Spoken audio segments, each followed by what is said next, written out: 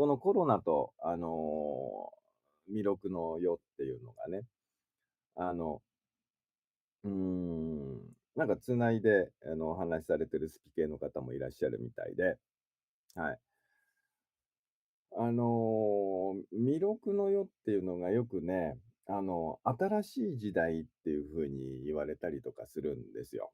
今までの、世界っていうものが終焉を迎えて、新しい、時代を迎えますみたいなことを、まあ、弥勒の世って言ったりするんですよね。で、それとその語呂合わせのコロナっていうのもあって。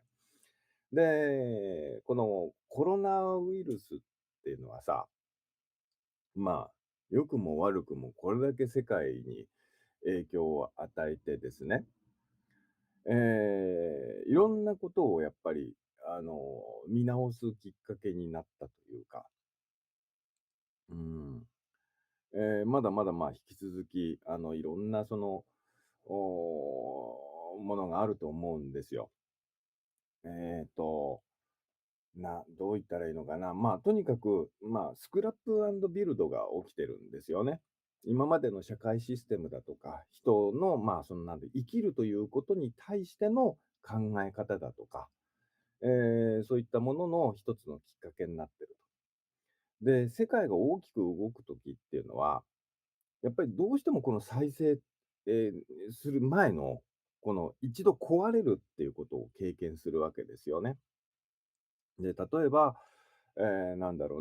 こういう、伝染病っていうものが世界に広がるときだとか、あるいは大きな戦争だとか、あるいは世界恐慌みたいな、経済の破綻だとかね。そういうところから、ガラッと、言ってしまうと、そろばんじゃないけどさ、ご破算で願いましてはっていうのが、この時代の変化っていうところに、要所要所にこう訪れてるわけですよ。はい。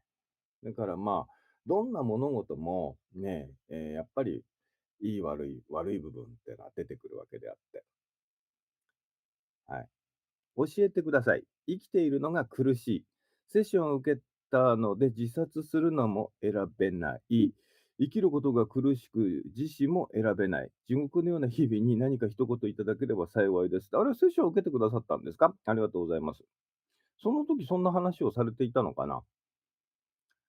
生きているのが苦しい。うん、それそうです。はい。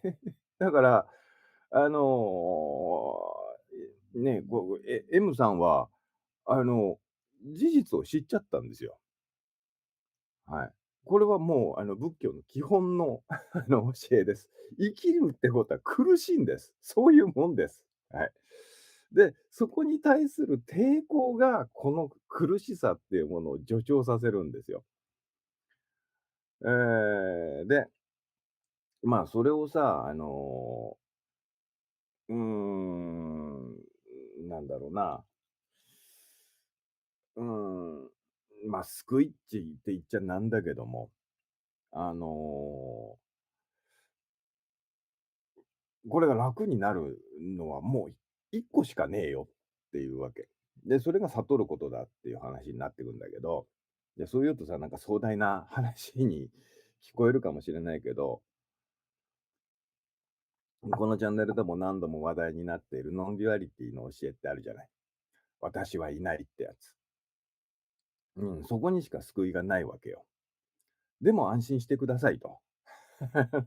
気づいていなくても、いないもんはいないんで大丈夫ですっていうのが究極の教えになってくんだけど、やっぱりね、聖書なんかでもこのこと聞いてくれる方いっぱいいらっしゃるんだけど、皆さんね、よくわからないで聞いている方も中にはいらっしゃるんですね。国際さんってその、ノンデュアリティが理解できたとき、ね、腑に落ちたとき、楽になるんでしょ。だから教えてくださいっていう、その文脈の形で聞いてくださる方はいらっしゃるんですけども、じゃあなぜ私はいないということの気づきが救いになるのかっていうことがわからないまんま、お聞きになられてる方もおられるわけですよね。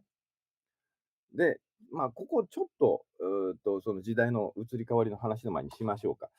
えっと、なんで私はいないっっていうことが分かると、救いになるのかってことなんですけど、あの、まず人間の苦悩って、えーっと、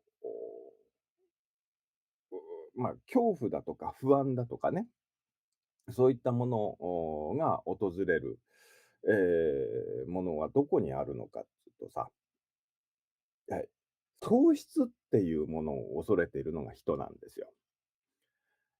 財産を失うこと、ね、良好な人間関係を失うこと、それくね、最終最後はその命を失うことみたいなね。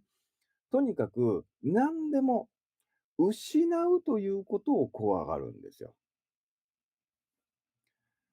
えなんだろうな、例えば地位を失うとかもそうだしね、好感度を失うってのも恐れるかもしれませんね。とにかく、多くの人が恐れてるのは何かを失うことなんです。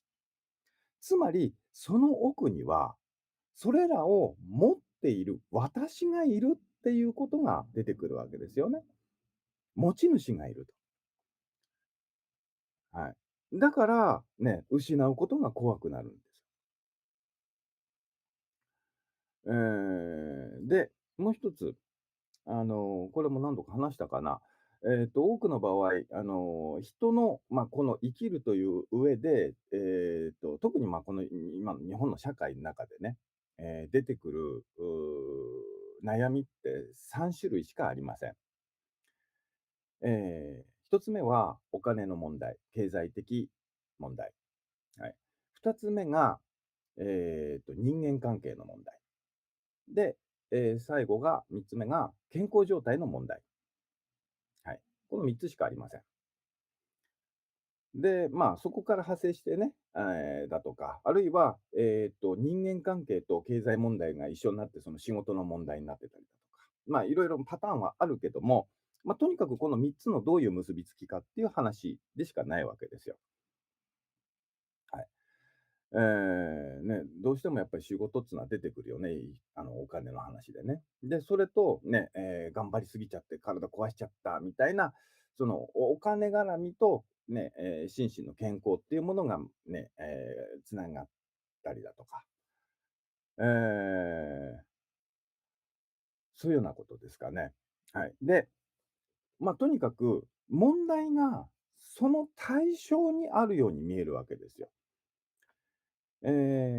お金を失わないように、信用を失わないように、人間関係が円滑でね、いられるようにだとか、健康状態を良好にするためにだとか。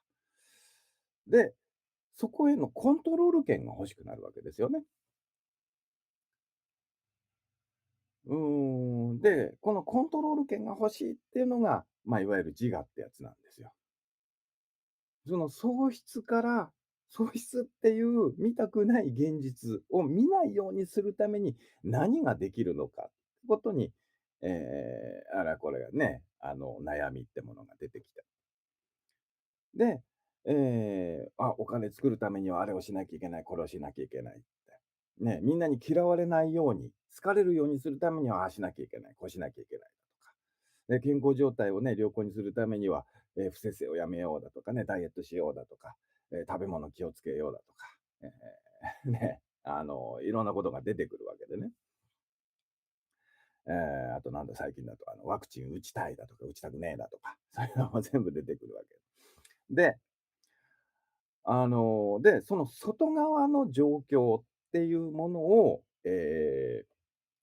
あの、あれこれ、手をつけていこうとするんだけど、なんだろうな、本当はそっちの外側の状況だとか、条件の側に、我々の幸不幸っていうものの、を決める、なんて言ったらいいんだろうな、種があるわけじゃないよって話なんです。これもセッションでよくお話しするんですけど、そうだな。